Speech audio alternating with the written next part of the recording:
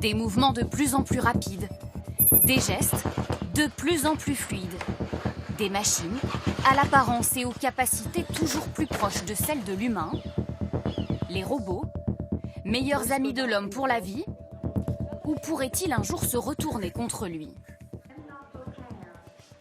Dans ce magasin, bonjour, dis-moi sur quoi je peux te renseigner. c'est Pepper, un robot humanoïde qui accueille les clients. Tu cherches quel type de vêtements? Un t-shirt. Les t-shirts sont au milieu du magasin, à ta droite pour les hommes et à ta gauche pour les femmes. Merci. Aujourd'hui, Pepper est programmé pour orienter les clients à travers les rayons. Au revoir. Au revoir. Mais demain, pour être un super vendeur, Pepper sera capable d'adapter ses conseils selon l'état d'esprit du client. Salut Pepper. En analysant sur notre visage ce qui révèle nos humeurs, le plissement des yeux ou encore l'inclinaison de la bouche, détecter des émotions et peut-être un jour en ressentir. C'est en tout cas la promesse de Buddy, le prototype du robot compagnon. Es-tu vivant?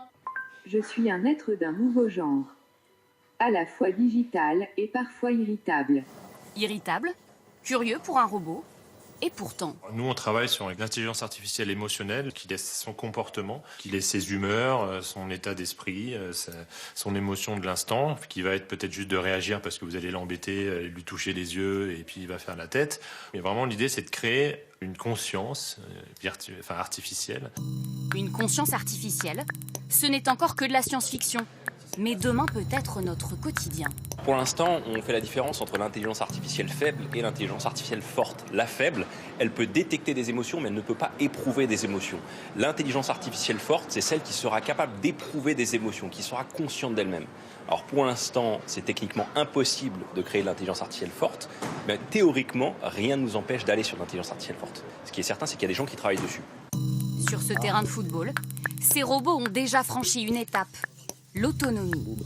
Programmés par ces chercheurs pour apprendre par eux-mêmes, leurs performances sont fascinantes. Aujourd'hui, ils ne se contentent plus d'imiter l'homme. Le robot prend toutes ses décisions, il décide d'appliquer telle ou telle stratégie, de se déplacer sur le terrain, voilà.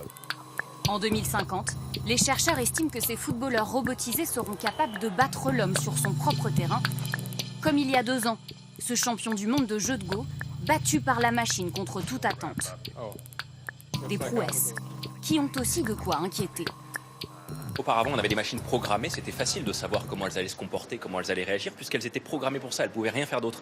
Cette fois-ci, on donne des données à la machine et elle s'entraîne pour atteindre des objectifs. Ce qui veut dire qu'elle va les atteindre, mais elles peuvent générer des dommages collatéraux que vous ne contrôlez pas.